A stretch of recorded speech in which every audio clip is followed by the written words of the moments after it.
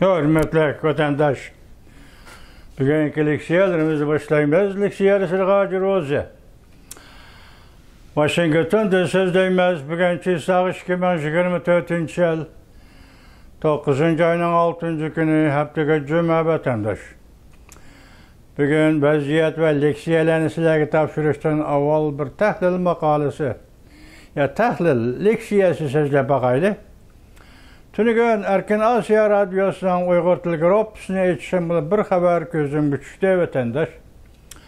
Bu haberinin mavzusu nemeyken deseniz, bu haberinin mavzusu mütehassisler.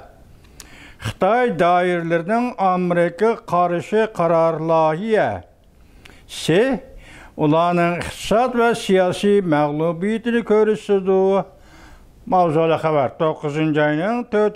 günü Erkin Asya Uygur Tel programımız. Bu programda nemi değildi deseniz, 9. ayının 2. günü etrafında Xitay hükümeti Şinjan Uygur Abdunum Rayonlu Gobernatörlüğü, yani atalmış parlamentoda bir karar, kanun çıkarıp degendek Amerika Qo'shma Shtatlarning junga qaratgan siyasetlerine tanqid qilib, shundaqla kishilik huquqqa ko'ngil bo'lgan. Masalan, Şinjan Uygur Abdunum Rayoni mustamlika Uyg'uristonda Uyg'urlarning kishilik huquqlariga ko'ngil bo'lgan va shuning uchun qaysi bir Xitoy shirkatlarini embargo qilganligini tanqid qilib o'zicha. Bu parlament qorchoq yoki gubernatorlik ostidagi parlament Amerika Qo'shma Shtatlarida Uyg'urning kishilik huquqiga ko'ngil bo'lding deb tanqid qildi vatandosh. Shuning munosabat, bugun buni tahlil qilish emas, buni qarashtirish yoki tanqidiy fikr qilish emas, buni bir paketni olaylik buguncha. Bu paket nima deb qarasangiz, bunda vatandosh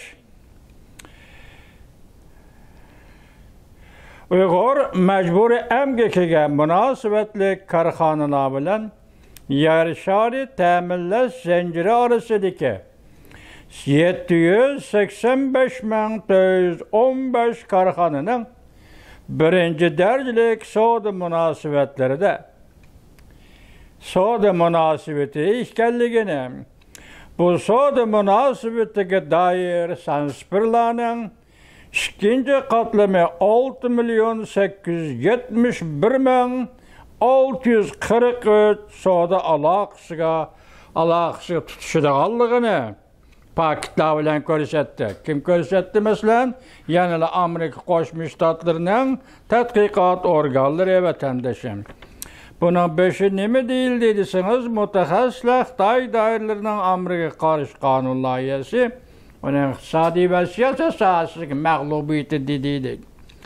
Bunun deslibi de nime dep tilgelindi mesela Amerika'nın 6 tane teknolojiya şirketi ilan kılgan Uygur mecburi emgekinin ekologiyilik muhiyet sistemisini yürütüş namlık dokumentada Xitoydaki 938.991 şirket ve karxananın Uygur mecburi emgeki bilen bağlanışlık işgalligi tilgelindi.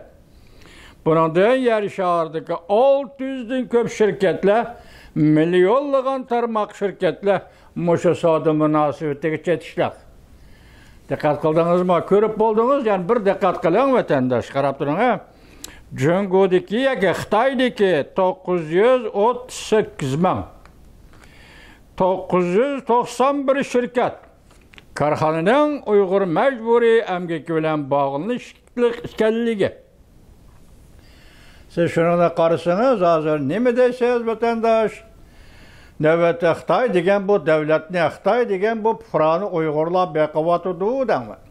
70 yıldan beri beqib keldi, mustamlika Uyg'uriston bu Xitoyni to'yg'iza olmadi.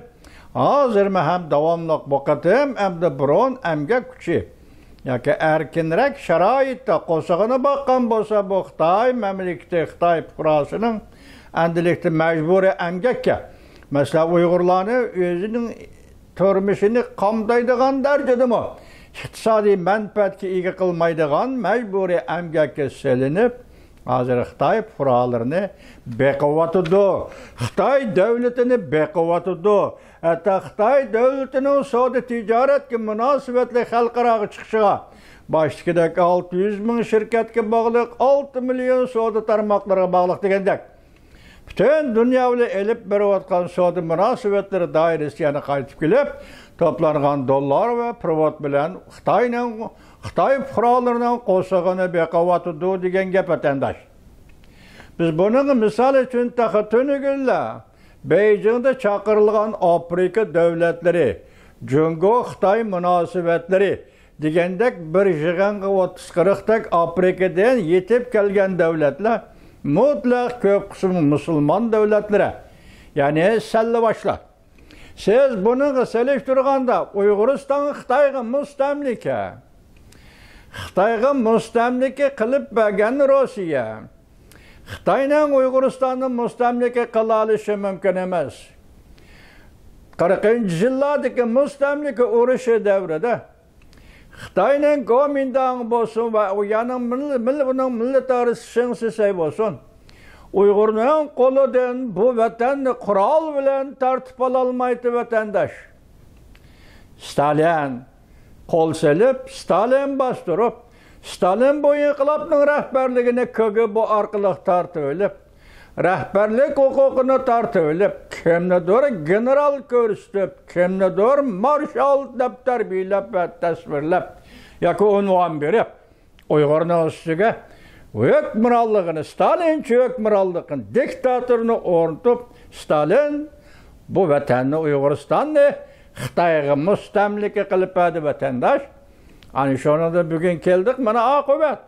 Mustamlik Uyg'uristonning bugungi taqdiri majburiy hamgak, madaniyat sohasida haqorat, diniy e'tiqod sohasida haqorat, jinsiy zo'ravonlik haqorat, millat sifatida, etnik millat sifatida ko'zga ilmaslik, kamsitish haqorat, haqorat ichida va majburiy hamgak bilan shu muhitda yashayotgan Uyg'ur xalqi bugun bütün Xitoy mamlakatini, hatta Xitoy mamlakatiga bog'liq bo'lgan Afrikada gadoy davlatlarni, kambag'al davlatlarning qo'shig'ini beqiyotidi Uyg'ur majburiy emgak bilan moddiy buyum, moddiy mulozimatlarni qochilab olib ketish, yer ostini ko'lab olib ketish shu ikkinchi gap. Uyg'ur o'zining majburiy emgaki bilan Afrikadagi sallavash musulmonlarni beqiyotidi. Xitoy nima uchun Afrikadagi musulmonlarni baqadigan bo'lib qoldi? Men nima ish bu so'zni bunda qoldim? Tunigan taqa Beijingda Xi Jinping degan bu odam 350 milliard yuan dollarga sundurganda 100 milliard dollardan ortiq pulni Afrikadagi mushu davlatlarga iona qilgandek yoki taraqqiy qilayotgan davlatlar maqomi bilan Amerika bilan uzangi so'qishtirib, Afrika qit'asini mustamlika qilishga taraddud qilib, dollar bilan mustamlika qilish yo'lini tutib, shunday ahvolda taqtinigan Xi Jinping degan bu odam Afrikadagi davlatlarga 350 milliard yuan, 100 milliard dollardan ortiq pulni taqdim qildi, iona qildi. Yoki taraqqiy qilayotgan sifatida yordam qildi. Uyg'ur, bu pul sening puling. Uyg'uriston, bu dollar sening dollaring. Uyg'ur xalq, Uyg'ur millati sening majburiy emgaking badaliga kelgan va eqib kirgan va Xitoyning qo'liga tushgan bu dollar sening puling, sening boyliging, sening emgaking, sening g'ururing, sening madaniyating, sening diniy e'tiqoding. Uyg'ur, mushlarning hammasi bugun dollarga aylandi. Xitoyning qo'lida mustamlika Uyg'uristondan topgan dollarni elib berib, bugun Afrika qit'asiga, davlatlarga tarqitib berib, Uyg'urning dollari bilan Afrikani mustamlika qilib chiqyapti. Masalan, bir mustamlikadan bulang-talang qilib topgan dollar bilan ikkinchi bir qit'ani, ya'ni Afrikani mustamlika qilish quvvatda. Bu Xitoyning bugungi siyosati, Biz muşu növbetde bugün yakında biz mesela Birleşken Devletler Teşkilatı'nın iki parça kanunu doğrusu toxtaldık. Siyasi hukuk, halkara ahdnamesi. Fuqarolar huquqi ve siyasi hukuk, halkara ahdnamesi. Cemiyet, medeniyet, taraqqiyot huquqi ve halkara ahdnamesi. İki parça halkara ahdnamesi toxtaldık. Bu iki parça ahdnamının birinci bab yoki kirish so'zida o'xshashlar har qanday millatlar va xalqlarning o'z taqdirini o'zi belgilash huquqiga ega bu sovrin siyosiy huquq. İkincisi mulkchilik huquqi jihati har qanday millat va xalqlarning o'zining yer osti boyligidan foydalanib, uni ixtiyoriy ishlatishiga huquqliq degan shu moddalarni o'qidik. Men hozir shu leksiyamda hürmetlik Amerika xalqining, hürmetlik davlat majlisiga shuni deymanki, hozir chet ellarda yashayotgan Uyg'urlar g'arib g'urbatda.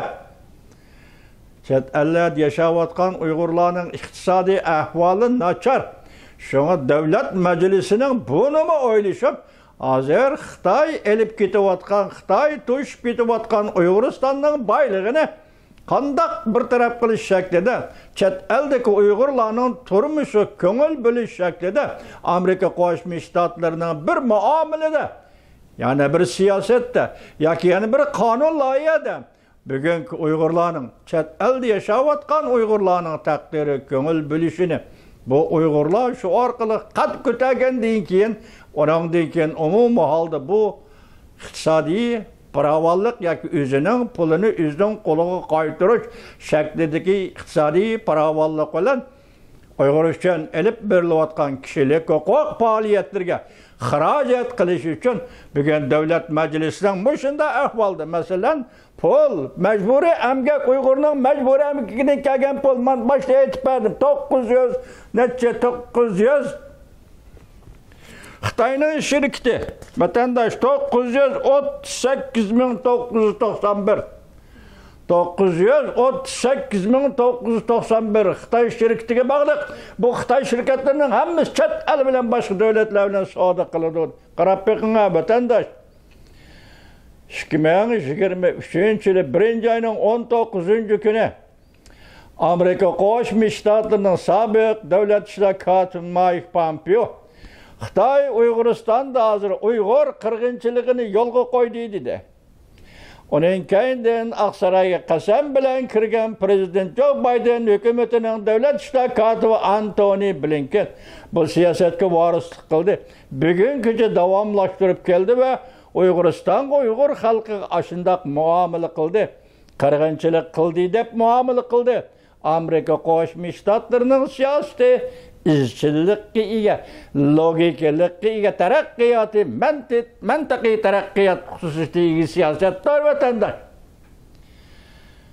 Lekin boshqa davlatlarcha, masalan Amerika, Kanada, yana bir 2-4-5 davlatdan boshqa davlatlar dahi Uyg'ur masalasida qirg'inchilik, Uyg'ur qirg'inchiligi deb tilga olgani yo'q vatandaşa.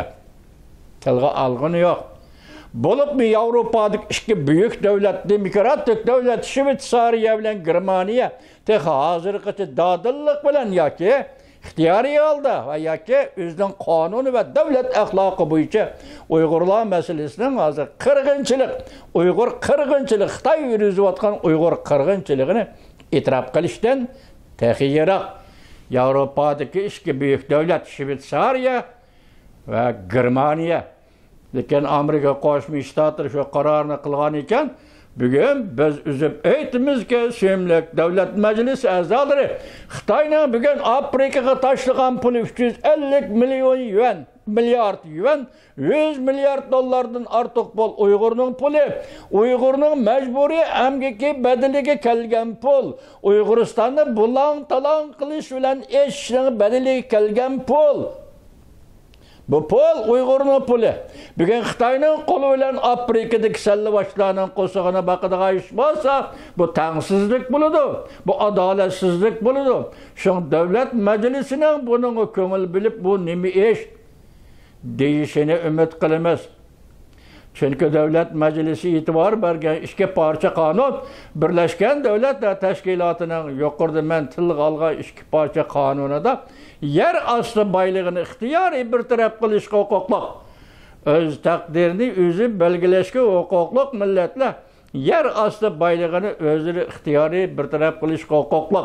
Şundaqla bugün mecburi emgek bilen mecburlangan Uygur'un emgeki bedeliga beqilavatqan qo'saq to'yg'izvatqan Xitoy fuqarolarining endi qo'shimcha Xitoy fuqarolaridan eshib, oshirib, elib chiqib, Afrikada qalanda davlatlarga pul berib, mustamlika qilishning yo'lini tutgan Xitoyning bu siyosatiga Amerika Qo'shma Shtatlarining yaqindan diqqat qilishini, Amerika Qo'shma Shtatlar Davlat Majlisining bu ishga yaqindan e'tibor berishi va yaqindan diqqat qilishni, bu to'g'rida bir qonun loyiha ma'qullashini ham to'rt ko'zimiz bilan kutamiz. Biz chet elda yashayotgan Uyg'urlar va siyosiy faoliyat bilan shug'ullanayotgan Uyg'urlar